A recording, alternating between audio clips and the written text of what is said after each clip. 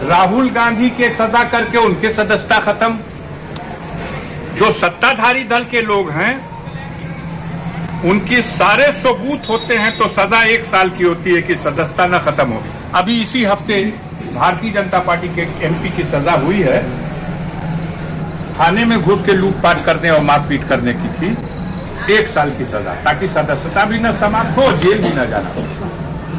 ये कोई ऐसा मौका नहीं है कि आपके बीच में कोई भाषण दिया जाए, तकरीर दी जाए।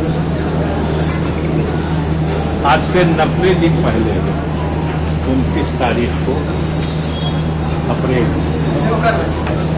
आज ठीक 90 दिन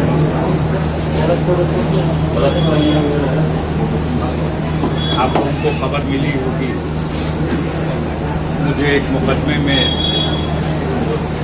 4 साल की सजा का ऐलान हुआ और फिर जेल में।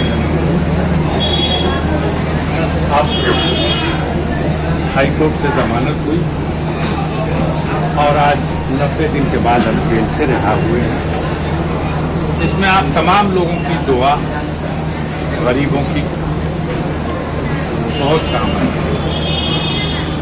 जरूर मुश्किल हालात थे हमारे जैसे इंसान के लिए, लेकिन सब्र से काम लिया गया। ये इसके पीछे उनका जो मकसद है, जो बेचैनी है, वो आम आदमी भी समझ रहा है। इस मुल्क को आजाद हुए तकरीबन 77-78 साल हो गए, लेकिन इस मुल्क में जो दबंग लोग हैं, वो लोग आज भी गरीब और कमजोर को गुलाम की तरह सर झुका करके जिंदगी जीने के लिए मजबूर देखना चाहते हैं। कुछ ऐसे लोग हैं जो ऐसे सताए हुए लोगों के साथ खड़े हो जाते हैं, उनकी मदद के लिए उनकी आवाज बन जाते हैं, और ऐसे लोगों के साथ इस वक्त जो दबंग किस्म के लोग हैं, जिनके पास धन दौलत की ताकत है, जिनके पास बाहुबल है और जिनके पास हुकूमत के अख्तियारात की नाजायज ताकत है, वो लोग खास तौर से पहचान कर करके ऐसे लोगों को, जिनको देख के गरीबों में, कमजोर लोगों में एक हिम्मत बन रखती है, ऐसे लोगों को किस तरह से बर्बाद कर दिया जाए ताकि गरीब डर जाए।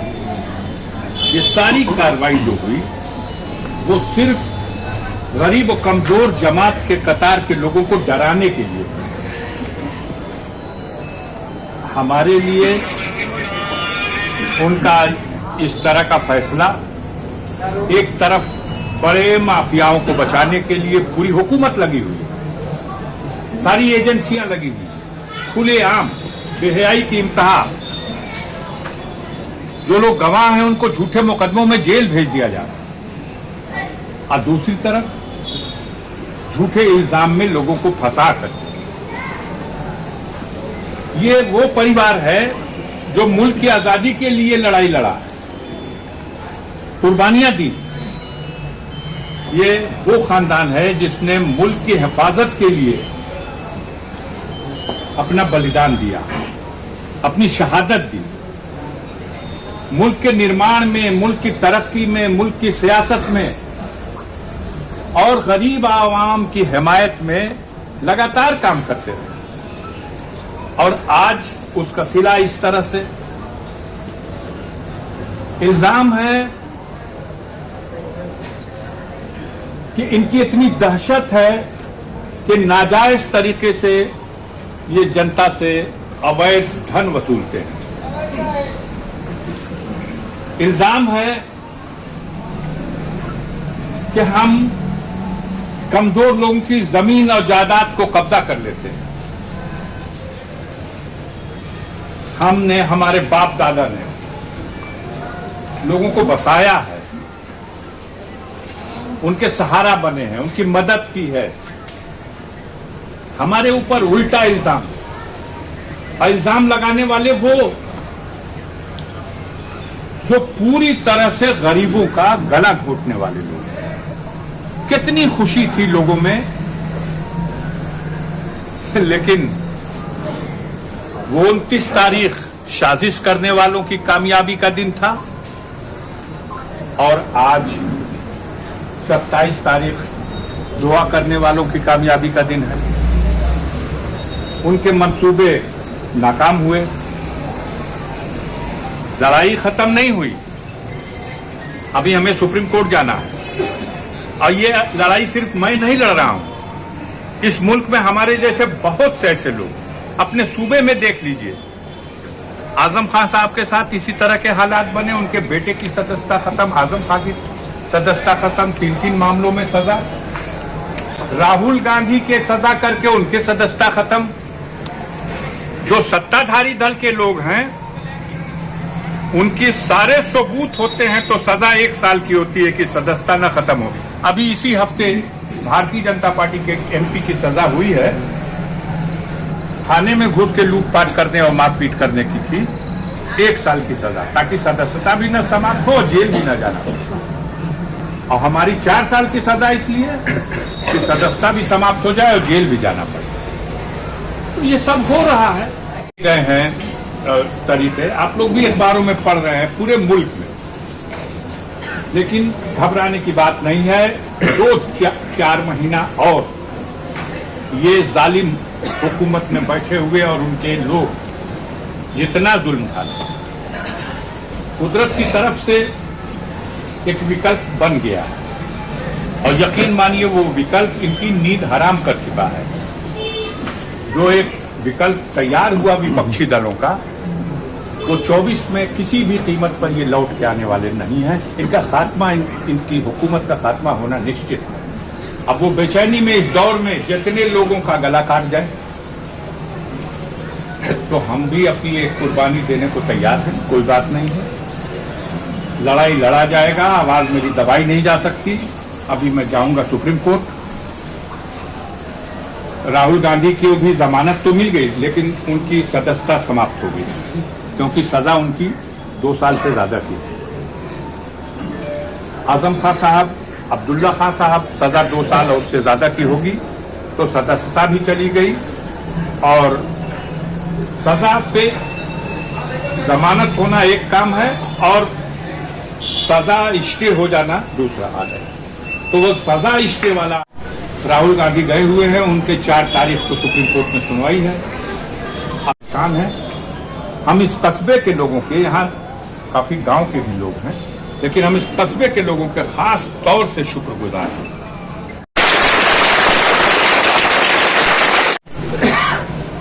सादात में और गाजीपुर सदर 2 ही सीट थी। इस बार भी इनकी 3 ही सीट है और इस बार भी आप 4 सीट जीतने में कामयाब हो गए। और मोहम्मदाबाद में बड़े शानदार ढंग से आप लोगों ने अपने कैंडिडेट को जिता लिया। मैं इसके लिए सबको मुबारकबाद देता हूं, रईस साहब को भी मुबारकबाद देता हूं।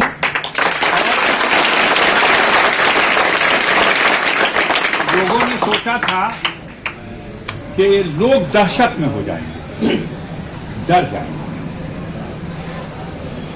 और मैं कह नहीं सकता था, लेकिन मैंने देखा कि लोग डरे नहीं। और यही आज कहना चाहता हूं कि ये सारी कार्रवाई सिर्फ गरीब और कमजोर लोगों को डरा देने के लिए है कि डर जाओ, तुम गुलाम हो। और ये वो उन लोगों की है जो लोग अपने सत्ता की ताकत का पूरी तरह दुरुपयोग कर रहे हैं। और वक्त है, अब इनके जाने का वक्त है। जितनी देर तक और कूद ले। रोजी रोजगार, महंगाई, भ्रष्टाचार, बेरोजगारी, महिलाओं पर हो रहे अत्याचार, इस सवाल पर कोई बात नहीं होगी। चलिए फिर मुलाकात होगी। हम भी थके हुए हैं, परिवार में भी जाएंगे, फिर अब रहेंगे। कल जुमा भी है, मुहर्रम की 9 तारीख है। बड़े अमन व अमान से आप लोग मुहर्रम के इस त्योहार को जिस तरह से मनाते हैं, अपने रस्मों के हिसाब से मनाइएगा, लेकिन अमन व अमान से और भाईचारे के माहौल में। और परसों दफन है।